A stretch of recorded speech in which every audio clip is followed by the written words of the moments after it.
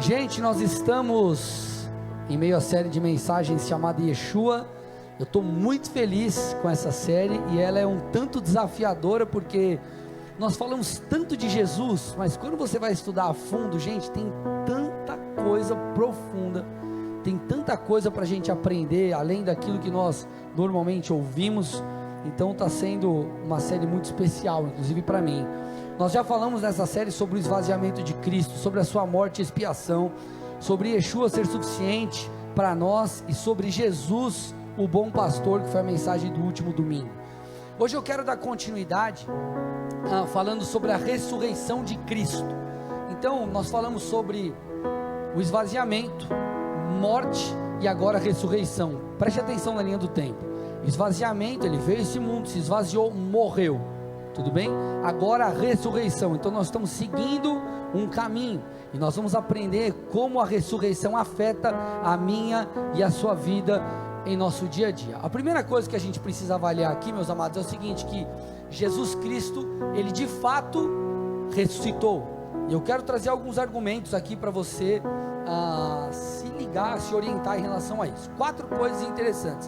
A primeira delas é que os evangelhos, eles contam testemunhos em abundância sobre a ressurreição de Cristo. Testemunhos em abundância. Você vai ver nos evangelhos diversos testemunhos sobre isso. A segunda coisa é que o corpo de Jesus desapareceu e nunca chegou a ser encontrado.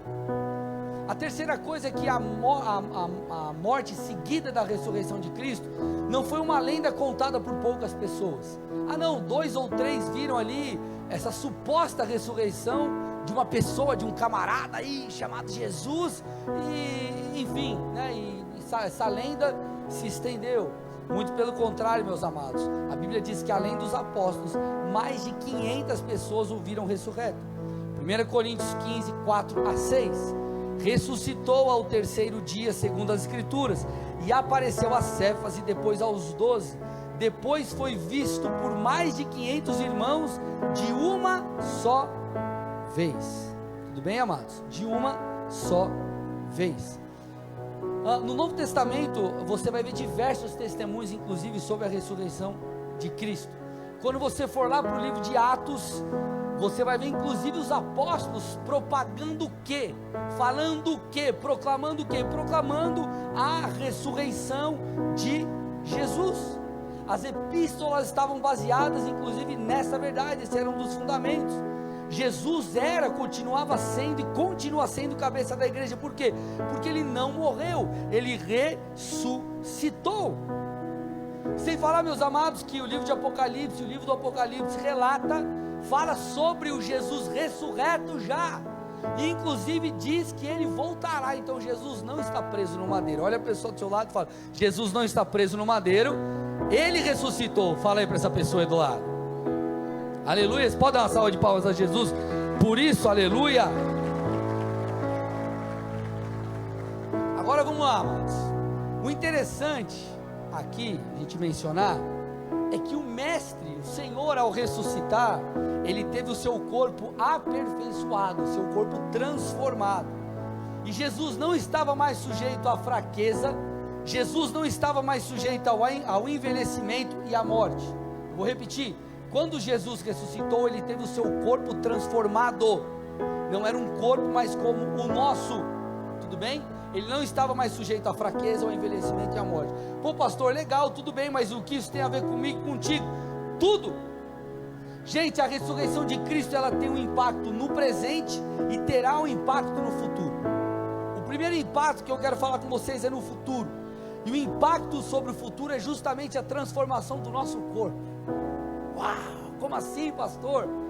Vamos lá, fica comigo aqui.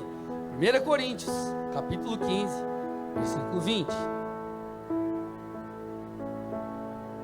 Estamos falando sobre a ressurreição e o poder dela. 1 Coríntios 15, 20. Abaixa o teclado para mim um pouquinho aqui. Mas de fato Cristo ressuscitou dentre os mortos, sendo ele as primícias dos que dormem. Vocês estão aqui, gente? Amém? Se Jesus foi as primícias, ou seja, o primeiro, significa que virá o segundo, o terceiro. Olha que revelação, gente. o quarto, o quinto. Se Jesus foi o primeiro, isso significa que um dia nós também teremos os nossos corpos mudados. Essa obra, biblicamente, ela é chamada de glorificação. E nós teremos, a partir desse momento, a completa santificação. Pastor, agora você confundiu minha cabeça, que trem é esse? Vamos lá, vamos devagar aqui. Uma das coisas muito interessantes, eu comento às vezes com vocês aqui, que o pastor Luciano Subirá diz em seu livro O Impacto da Santidade. Fica a dica para você que não leu, você tem que ler esse livro, tê-lo lá e reler, é muito especial. Ele fala sobre a santificação em 3 níveis, tudo bem, amados? Nós nos convertemos, nós estamos em um processo de santificação. Agora, a santificação do crente, minha e tua, ela se dá em 3 níveis. O primeiro nível, ele se dá no novo nascimento. Então, quando você entrega a tua vida a Jesus, você crê, a palavra é pregada, você crê e você confessa a Cristo, espiritualmente algo acontece com você. Você é tirado do reino das trevas e colocado no reino da luz. Você nasce de novo espiritualmente. É como se você, a partir de agora, fosse um bebê espiritual. Vou fazer uma analogia aqui: quando uma criança nasce, ela é um bebê. Espiritualmente nós também nascemos para uma nova vida. E quando você nasce de novo, essa experiência do novo nascimento, ali nós somos santificados no Espírito. Por isso que nós somos nova criatura e por aí vai. Agora, o segundo nível de santificação, ele se dá no nosso dia a dia, que é a santificação da nossa alma. Nós somos corpo, alma e espírito. Repete comigo: corpo, alma e espírito. Quando você entrega a tua vida a Jesus, você é santificado no Espírito. Agora, gente, eu e você, na caminhada que estamos, nós estamos lutando com a nossa carne, nós estamos santificando a nossa alma, tudo bem? Você começa a aprender que você tem que parar de mentir, você começa a aprender diversas coisas que você precisa mudar. Então nós estamos em um processo de santificação da alma, dia após dia, de tempos em tempos, a cada dia você aprende algo novo com o Senhor. Agora, existirá o terceiro nível, que é a santificação no corpo. Lembra? Corpo, alma e espírito. Espírito, conversão, quando você se converte. Santificação na alma, nós estamos passando por ela em nosso dia a dia. Estamos procurando sermos aperfeiçoados. E seremos um dia plenamente santificados no corpo. E aí, meus irmãos, nós teremos nosso corpo transformado. Onde, pastor? Ou melhor, quando? No arrebatamento da igreja. Você vai entender onde eu vou chegar, fica comigo. 1 Coríntios 15, 51 a 54, a Bíblia diz: eis que vou lhes revelar um mistério. Nem todos dormiremos, mas todos seremos transformados num momento, num abrir e fechar de olhos, ao ressoar da última trombeta. A trombeta soará, os mortos ressuscitarão incorruptíveis e nós seremos transformados. Porque é necessário que este corpo corruptível se revista da incorruptibilidade e que o corpo mortal se revista da imortalidade. E quando este corpo corruptível se revestir de incorruptibilidade, e o que é mortal se revestir de imortalidade, então se cumprirá a palavra que está escrita: tragada foi a morte pela vitória. Então, quando os nossos corpos forem transformados nessa glorificação, nós não seremos mais inclinados ao pecado. Você estará livre do poder do pecado, ou seja, você não terá mais vontade de pecar. Imagina, gente, que maravilha! Não haverá mais luta contra a carne e o espírito. Você será santificado em sua totalidade. Isso precisa gerar em mim e em você esperança, porque além do galardão que nós receberemos por permanecermos no centro da vontade de Deus, um dia, meus amados, nós não estaremos mais sujeitos ao pecado. Esse é um dos motivos pelos quais acredito eu, que o apóstolo Paulo disse, 2 Coríntios 4, 16 a 18: por isso não desanimamos, pelo contrário, mesmo que o nosso ser exterior se desgaste, o nosso ser interior se renova dia a dia, porque a nossa leve e momentânea tribulação produz para nós um eterno peso de glória, acima de toda comparação, na medida em que não olhamos para as coisas que se veem, mas para as que não se veem, porque as coisas que se veem são temporais, mas as que não se veem são eternas. Então Paulo está nos encorajando a permanecer firmes. Tudo bem, meus amados? Paulo sofreu, falei isso domingo, sofreu pelo Evangelho, e mesmo passando por tudo aquilo que ele passou, ele chamou as suas lutas e dificuldades, e ele apanhou, ele passou por um monte de coisa, por causa de Cristo. Elas são leves e momentâneas tribulações. Se nós olharmos com a lente correta, nós permaneceremos, porque nós sabemos que um dia isso vai se reverter em nosso favor. Então, é isso que a ressurreição aponta para o futuro, é uma esperança que eu e você precisamos ter em relação ao futuro. Porém, meus amados, a ressurreição de Cristo, ela ecoa também no presente, e aqui eu preciso da tua atenção, que isso você já consegue começar a aplicar hoje, agora, amém, meus amados?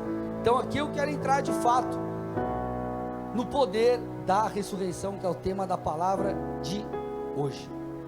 Então a ressurreição ela terá um efeito futuro, mas a ressurreição ela já tem um efeito no presente, nesse corpo mortal que nós vivemos, que nós temos. Primeira carta de Pedro, primeira carta do apóstolo Pedro, capítulo 1, versículo 3, diz assim: bendito seja o Deus e Pai de nosso Senhor Jesus Cristo, que segundo a sua grande misericórdia, nos regenerou para uma viva esperança, mediante a ressurreição de Jesus Cristo dentre os mortos. Presta atenção no texto, eu vou ler de novo. Bendito seja o Deus e Pai de nosso Senhor Jesus Cristo, que segundo a sua grande misericórdia, nos regenerou. Para quê, gente? Para uma viva esperança. Como? Mediante a ressurreição de Jesus Cristo dentre os mortos. O que Pedro está tentando dizer para mim, para você, sobre mim, sobre você? Que ao nascermos de novo, ao crermos em Cristo Jesus, ao entregarmos a nossa vida a Ele, o Senhor fez algo em nós. Ele nos habilita a viver uma vida diferente. Você precisa entender isso. Quando nós falamos aqui sobre mudança de vida, em qualquer aspecto, à luz das Escrituras, nós não estamos colocando um fardo sobre você, de que você é impossível, que é impossível você viver. Nós estamos falando que junto com o comando divino, com a orientação da palavra, vem um poder à nossa disposição. E nós estamos falando sobre ele para quê? Porque você acessa quando você crê. Quando você crê.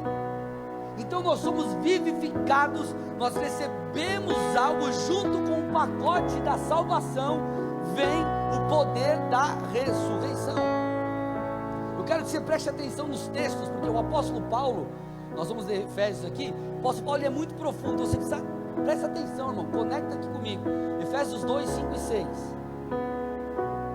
E estando nós mortos em nossas transgressões, nos deu vida juntamente com Cristo, e juntamente com Ele nos ressuscitou, e com Ele nos fez assentar nas regiões celestiais em Cristo Jesus. Então ele está dizendo assim, ó, antes você estava morto, nós estávamos mortos em nossos pecados, só que quando nós entregamos a nossa vida, nós espiritualmente nós ressuscitamos com Cristo. Nós ressuscitamos com Cristo, Ele nos deu vida juntamente com Cristo, e nos colocou espiritualmente numa posição, podemos dizer, entende esse termo de acordo com o contexto aqui, numa posição de governo, ou de domínio, ou de, onde nós possamos sobrepor ao pecado, enfim. Então ele está dizendo, meus amados, que em Cristo, o poder da ressurreição, ele opera algo em nós. Então nós fomos e somos favorecidos por causa da ressurreição de Cristo. Foi muito mais do que, Jesus ressuscitou. Não, em nós há uma influência direta no dia a dia com Deus, no dia a dia, no viver a palavra. Tanto é que, olha, gente, o apóstolo Paulo foi alguém muito dedicado ao reino. Como eu disse, alguém que suportou duras coisas, alguém que estava preso e escrevendo cartas para a igreja. Olha o que esse camarada falou, Filipenses 3:10. Olha lá, o que eu quero é conhecer Cristo e o poder da sua ressurreição. Gente, a Bíblia não escreve coisas aleatórias. Sabe quando você vai escrever um e-mail e você precisa justificar e ser um monte de linguiça? Tipo, você fala um monte de coisa que quando a pessoa lê, fala, não entendi nada que você falou, você só deu volta. Não é isso. A Bíblia não precisa dar volta. Ele está dizendo, Paulo falando, eu quero conhecer Jesus, mas além de conhecer Cristo, eu quero conhecer, eu quero descobrir o poder da sua ressurreição. Paulo sabia que ao viver com Cristo, ao caminhar com o Senhor, nós temos acesso a um poder, a uma capacidade de viver de maneira diferente. Há algo sobre a igreja de Cristo. Muitas vezes, meus amados, nós não vivemos dessa maneira. Por quê? Porque nós não compreendemos. Por isso que Satanás quer que nós sejamos ignorantes em relação à palavra. Leia a Bíblia, irmão, que você vai entender. Leia a Bíblia, você tem que conhecer as Escrituras. Paulo, ele associa essa ressurreição de Cristo com o poder sobrenatural que opera em mim e você, que está sobre a sua igreja. Efésios 1, 18 a 20, vamos lá.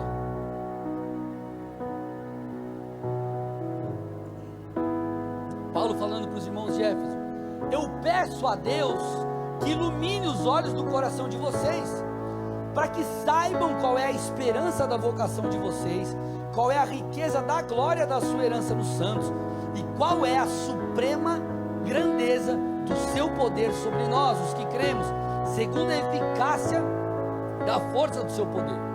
Ele exerceu esse poder em Cristo, ressuscitando dentre os mortos e fazendo sentar à sua direita nas regiões celestiais. Preste atenção, ele está dizendo assim, ó, eu peço, ele falando para os irmãos de Éfeso, eu peço que Deus ilumine os olhos do coração de vocês, que seus olhos sejam abertos, para que vocês não apenas reconheçam a vocação de vocês, a riqueza da glória, da herança dos santos, mas o poder de Deus, a eficácia que há nesse poder.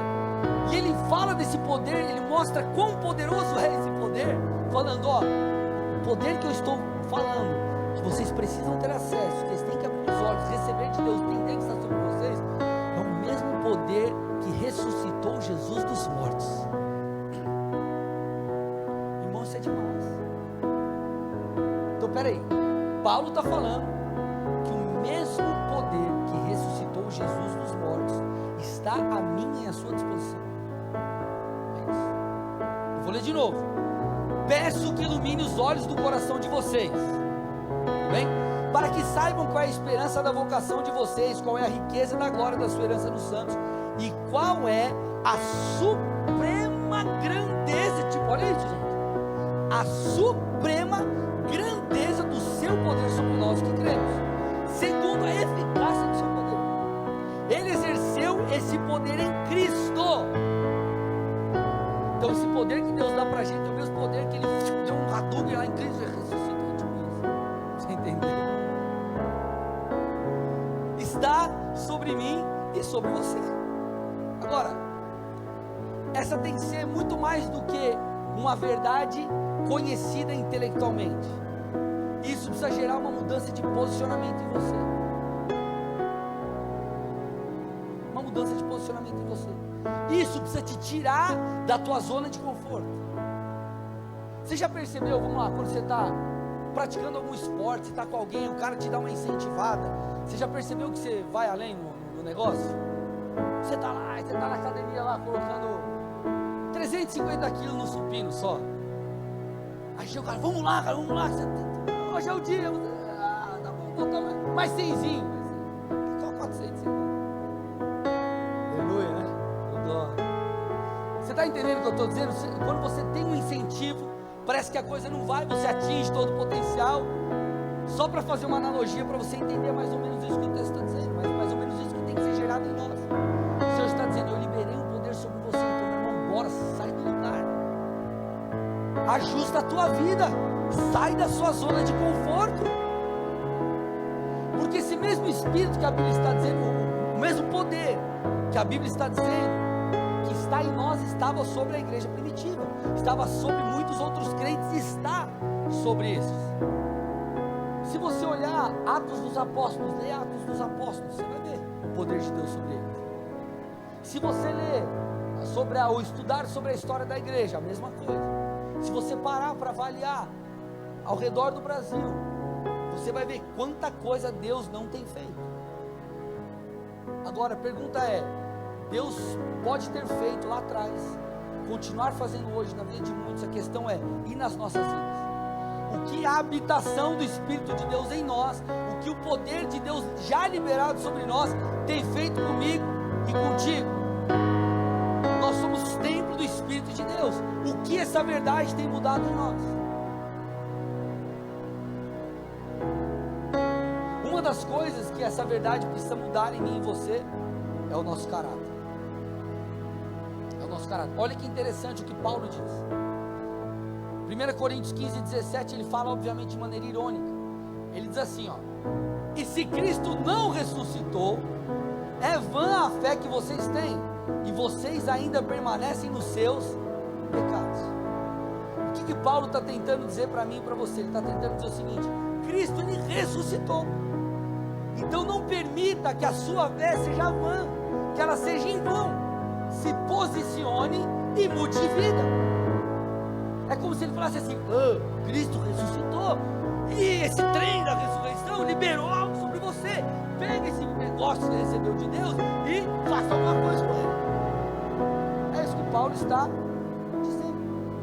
Por que é importante você entender isso? Porque muitas vezes, amados, nós vemos como crentes coitados. Ah, pastor, sabe o que eu não mudo? É que você não sabe, na minha família. Ah, mas no meu dia a dia. Ah, na faculdade, mas pastor, você não sabe a estatística que tem, que sei lá quantos % dos crentes que vão para a faculdade se desvia. Tá bom, eu não desviei. Tem um monte aqui que não desviou. Vocês estão aqui ou não? Muito pelo contrário, na faculdade eu fazia a célula e a gente estava lá envolvido para ganhar vida para Jesus. Então, às vezes, amados, nós nos apoiamos em condições externas, em diversas outras coisas, e esquecemos. Nós damos muito ouvidos nós observamos muito aquilo que está lá fora, nós paramos de entender, ou nós não entendemos aquilo que Deus já depositou em nós.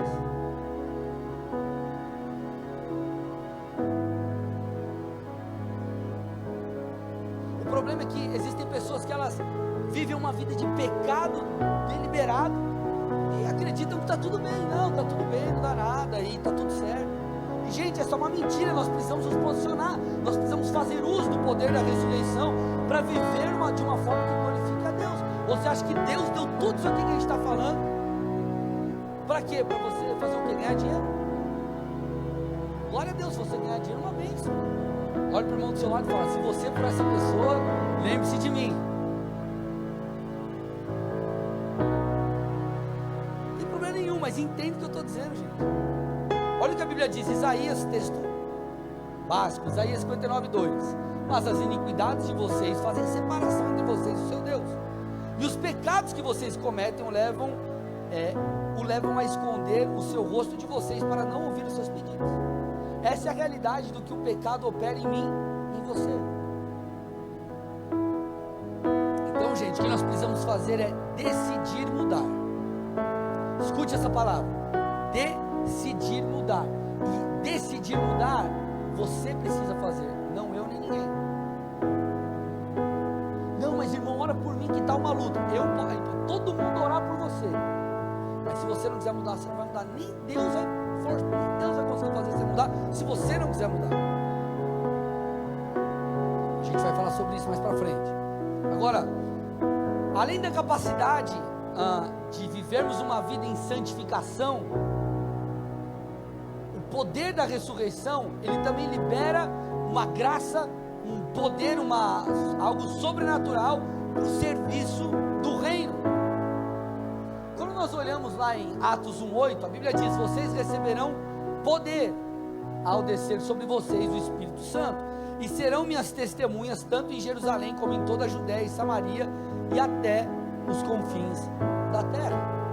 A galera associa muito o que aconteceu em Atos 2 como, não, uma parada aí só para a gente mover no Espírito e a gente dar uma charolada gospel. Não, olha o que ele está dizendo, o Senhor está dizendo, Jesus dizendo: vocês vão receber poder, o que aconteceu lá em Atos 2, continua acontecendo, ao descer sobre vocês o Espírito Santo. Para que vocês vão receber poder? Para serem minhas testemunhas. O que é uma testemunha? Alguém que viu algo, soube de algo e compartilhou. É isso que uma testemunha faz. Então o que você faz como testemunha do Evangelho? Você compartilha aquilo que você vive com Deus. Pastor, como que eu vou evangelizar? Qual que é a técnica? Fala o que Jesus fez na sua vida. É a principal chave, sabe por quê? Porque vai ter vida no que você está falando. Ah, porque veja bem, que já... conta o que Jesus fez. Vocês estão aqui, gente? Então, sermos testemunhas. Sabe o que é interessante? Atos 1:8. Jesus está dizendo isso. Vocês receberão poder. Atos 1:8. Gente, nós não estamos mais no Evangelho. Nós estamos em Atos. Ou seja, quem está falando é o Jesus ressurreto. Então entenda. O Jesus ressurreto está dizendo o que? Ei, vocês vão receber poder. Você consegue entender que o poder, a ressurreição está atrelada ao poder de Deus? Jesus ressuscitou, e agora que Ele ressuscitou, Ele derrama, Ele libera, Ele fala: eu vou derramar o mesmo poder sobre vocês. Por isso que Ele disse: vocês poderão fazer obras iguais ou maiores que as minhas. Por quê? Porque o mesmo poder que ressuscitou Ele dos mortos é o poder que é liberado sobre nós. Vocês estão aqui, gente? O mesmo Espírito que habitava em Jesus habita em mim e em você. Jesus está liberando isso, dando esse comando após a sua ressurreição. Então, quando nós entendemos o poder da ressurreição, tudo muda. Por isso, gente, você pode servir, querido, com autoridade. Você vai orar, ore com autoridade. Você vai pregar, pregue com autoridade. Você vai exercer o chamado de Deus aqui dentro, lá fora. Faça com autoridade, faça com ousadia.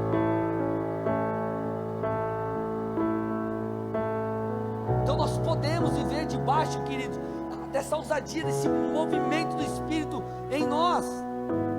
Só que a grande questão que nós precisamos responder aqui é: o que tem nos impedido de viver essa vida nova? No aspecto santificação e no aspecto testemunha de Cristo, viver o nosso chamado, porque há um poder à nossa disposição. Estou mostrando para vocês aqui que não é tipo o plim plim plim lá, que vou te dar não. Está falando do poder liberado do céu sobre mim, sobre você. Por que nós não agimos? A primeira coisa é decisão. Eu falei, eu quero agora falar um pouquinho mais sobre isso. Primeira delas, primeiro motivo é porque nós não decidimos mudar, não decidimos servir, não decidimos nos mover. E muitas vezes, sabe por que nós não nos decidimos? Poderia dar N desculpas, N motivos. Muitas vezes é porque lá no fundo nós não queremos. Sabe por que muitos não se santificam? Porque não querem santificar. Essa é a mais pura verdade. Sabe por que não abandonam o pecado? Porque não querem abandonar o pecado, quer continuar pecando. Eu quero Jesus, mas sabe como é, pastor? Ele é tão lindo. Vocês estão aqui, gente? Lá no fundo não quer. Pastor, era gatinha. Eu falei esses dias, me perguntaram no Instagram, falei, deixa eu já explicar para vocês saberem. Gente, pelo amor de Deus, crente casa com crente, não existe namoro evangelístico, tá? Só um parênteses aqui. Eu falo, não, Deus vai me usar para... A Bíblia está falando, não faça isso. Se você acha que você é mais perto que a Bíblia. Vocês estão aqui, meus amados? Então o fato é, muitas vezes nós não queremos mudar. Então tudo vai ser diferente quando? Quando você decidir mudar. E sabe como chama isso no linguajar crentez? Conversão. É isso. Estou falando de uma maneira diferente para explicar para você que esse é o conceito de conversão. Eu mudei. Por quê? Porque aqui, ó, você está indo nessa rota, certo? Imagina, você está lá, alguém já errou o caminho na estrada, você teve que dar uma volta. Quem já errou? Deixa eu ver, levanta a mão aí. Aí você está lá, aí você trocando ideia, ou às vezes você já era, você era do mundão, você estava mamado, perdido. Agora você já era crente, o pastor estava charolando, orando espírito. Aí eu me perdi. Aí você, vixe, mano, zoou. Aí deu a volta. O que você percebeu?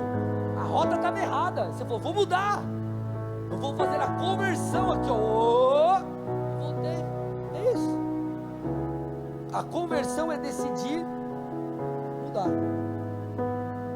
João 7, 14 a 17 diz assim: quando a festa já estava na metade, Jesus subiu ao templo e começou a ensinar. Os judeus ficaram admirados e perguntaram: como foi que este homem adquiriu tanta instrução sem ter estudado? Jesus respondeu: o meu ensino não é de mim mesmo, vem daquele que me enviou. Olha o que diz agora: se alguém decidir fazer a vontade de Deus, descobrirá se o meu ensino vem de Deus ou se falo por mim mesmo. Outra versão aí, a NA diz: se você quiser.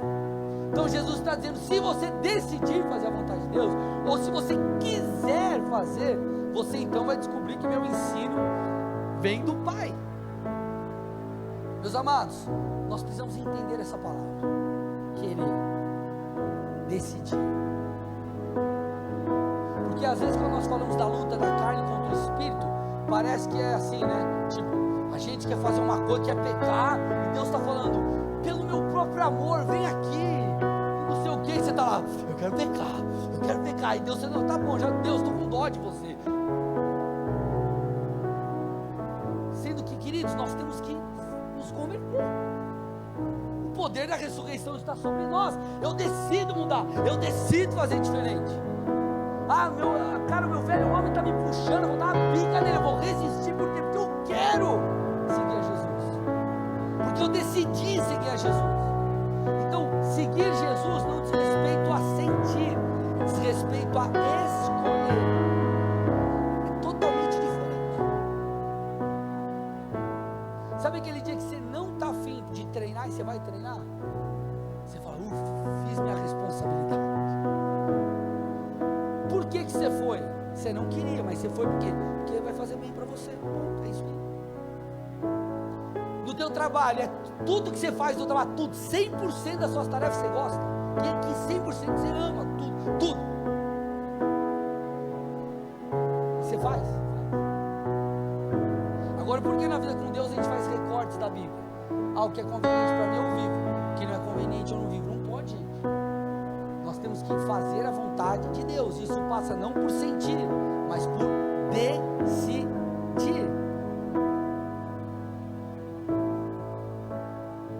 Decidir.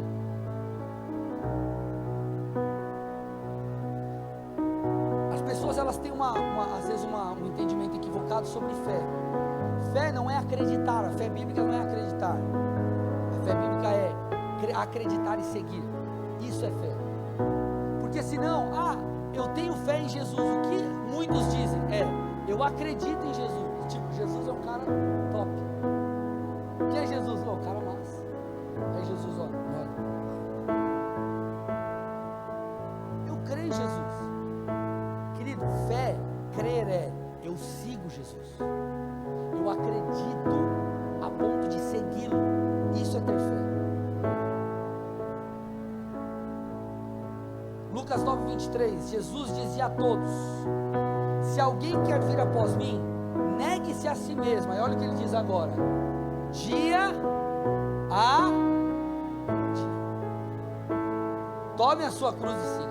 Jesus está dizendo: não é um acreditar. Um dia, acreditei, confessei Jesus. É confessar envolve crer de tal forma que dia a dia, hoje, amanhã, depois de amanhã, semana que vem, no outro mês, você carregue a sua cruz. Carregar a cruz fala muito sobre, nós falamos sobre santidade, se posicionar, mas também fala sobre propósito, gente. Porque a cruz era o que? O propósito de Cristo. A cruz era o destino de Cristo. E às vezes você está aí firmão em santidade, mas você está fugindo do propósito de Deus para a tua vida. E o Senhor está dizendo: carregue a cruz é o propósito de Cristo. Qual é o teu? Você precisa carregar todo dia. Caminhar em direção a isso, não fugir do propósito de Deus para vocês. Vocês estão aqui, amados? Agora, o que mais nos impede, além da decisão? O que nos impede de ser usado por Deus, de nos mover debaixo da autoridade do Espírito? Uma das principais coisas que nos impede de viver, de caminhar, de fluir nesse poder, é a falta de conexão com Deus.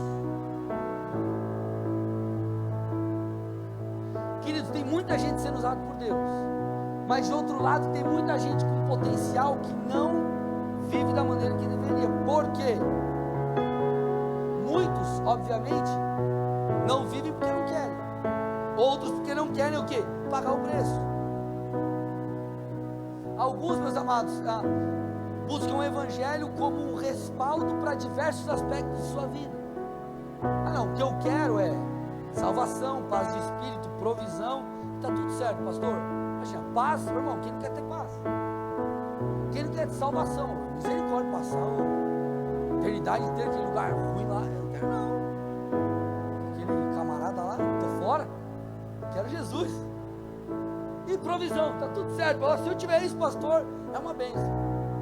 Só que a pergunta que eu te faço é: se paz, provisão e salvação, coisas incríveis, salvação, meu Deus, é o que a gente mais busca acima de todas as coisas. Mas, queridos, quando você fala de provisão, de paz, enfim, essas coisas, são questões acessórias. Por que a gente quer tanto isso e a gente não quer viver para Deus?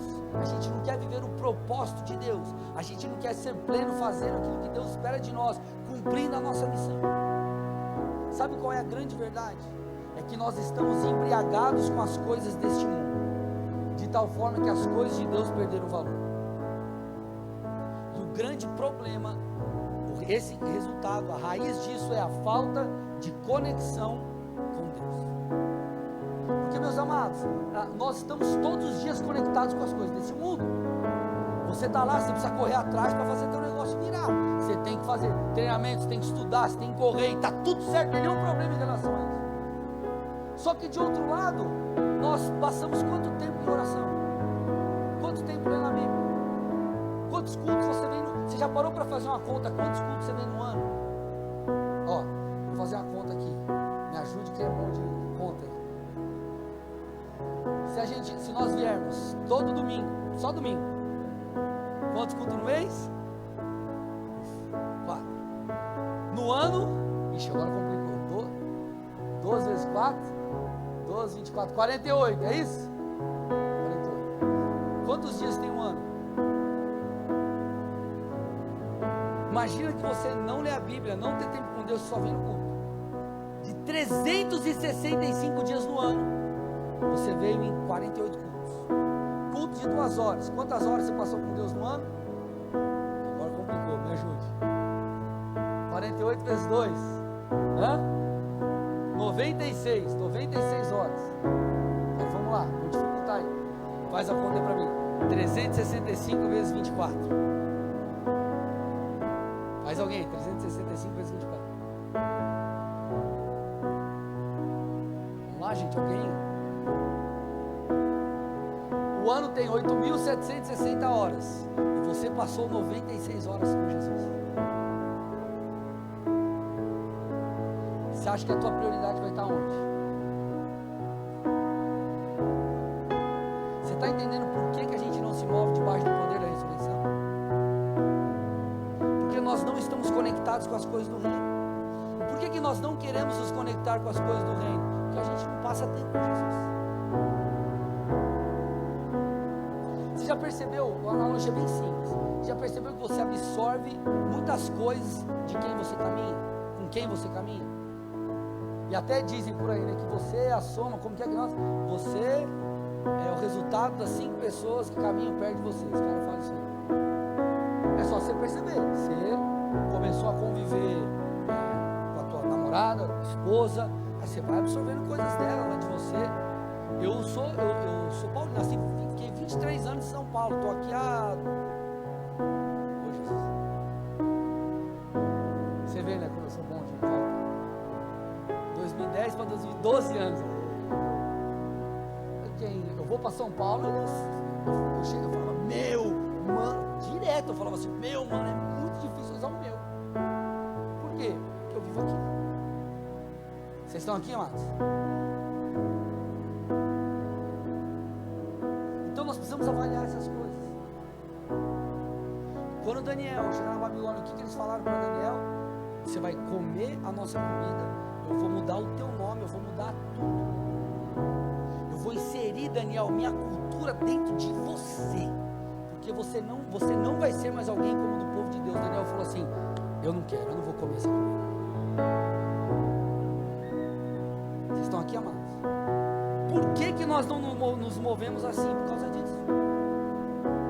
A Bíblia diz, 2 Timóteo 3, 1 a 5, mas você precisa saber disso, Paulo alertando Timóteo: nos últimos dias sobrevirão tempos difíceis, pois os seres humanos serão egoístas, avarentos, orgulhosos, arrogantes, blasfemadores, desobedientes aos pais, ingratos, ímpios, sem afeição natural, implacáveis, caluniadores, sem domínio de si, cruéis, inimigos do bem, traidores, atrevidos, convencidos, olha agora, mais amigos dos prazeres do que amigos de Deus, tendo forma de piedade, aparência de devoção, de entrega, mas negando o poder dela. Fique longe também destes. Olha o que ele está falando. Um monte de características, e essas duas, para mim, são uma das mais fortes. Mais amigos dos prazeres do que amigos de Deus, e tendo forma de piedade. Então você vê que uma coisa puxa a outra. Ele está dizendo: fique longe também desses. Então, quando nós vivemos desconectados de Deus, amados, nós vivemos uma devoção aparente. Isso faz com que sejamos o quê? Além de não recebermos o poder de Deus, não fluirmos, nós temos todas essas práticas. Por quê? Porque o fruto é do Espírito. E você, aquela famosa frase: quem você alimentar mais vai ganhar. Se você alimentar mais o teu homem espiritual, mais espiritual você será. Se você der mais alimento para a sua carne, mais carnal você será. Então o que você precisa mudar? O teu alimento, o tempo que você passa com Deus. E quando nós falamos de prazeres aqui, deixa eu estender aqui, não entenda apenas como um prazer pecaminoso, entenda também como coisas que são lícitas, mas que te afastam de Deus. Porque se tem algo que te impede de estar com Deus, isso já se tornou um ídolo no seu coração. Posso dar um exemplo aqui simples? Ah não, quando meu time joga no domingo eu não vou para o culto, por exemplo. Tem um problema se assistir futebol? Não, nenhum. Agora, se o futebol te impede de você estar com Deus, você fala: cara, peraí, o que é prioridade na minha vida? Experimenta falar para tua mulher: não, eu não vou trocar a fralda da criança porque meu time está jogando, irmão. Você vai entender o que é o poder da ressurreição. Vira um giraia, cara, e pega você. Ficou claro agora? Agora sim, pastor, agora entendi. Top. Agora, olha que interessante. Se nós queremos nos mover debaixo desse poder, nós precisamos passar tempo com Deus. E tem uma chave incrível que Paulo nos dá lá em Efésios 5, 18 a 20, diz assim: e não se embriaguem com vinho, pois isso leva à devassidão, mas deixem-se encher do Espírito, falando entre vocês, com salmos, hinos e cânticos espirituais, cantando e louvando com o coração ao Senhor, dando sempre graças por tudo a nosso Deus e Pai, e em nome de nosso Senhor Jesus Cristo. Ele está dizendo assim: você quer ser cheio do Espírito? Passe tempo falando com Deus e adorando. Passe tempo, é o que ele está falando, ó. Deixem-se encher ou encham-se do Espírito, falando. Ele está falando de algo contínuo, falando. Você fala e você louva e você canta. Isso demanda tempo. Por quê, meu irmão? Porque você se coloca diante de Deus, então Ele libera algo sobre você. O grande problema é, nós muitas vezes estamos embriagados com as coisas deste mundo.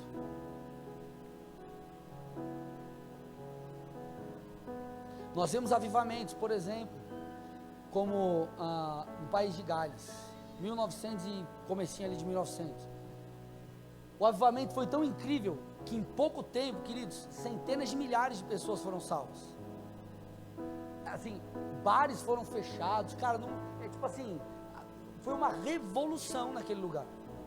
Naquele país, uma revolução. Agora, se você parar para avaliar um pouco a cultura, vamos viajar aqui. O que os caras tinham para fazer no domingo? Ir pro boteco? Assistir um joguinho de futebol? Lá no campinho? Estou dando exemplo, tá? O que compete muitas vezes com Deus hoje está na tua mão, está no teu bolso. Então, quantos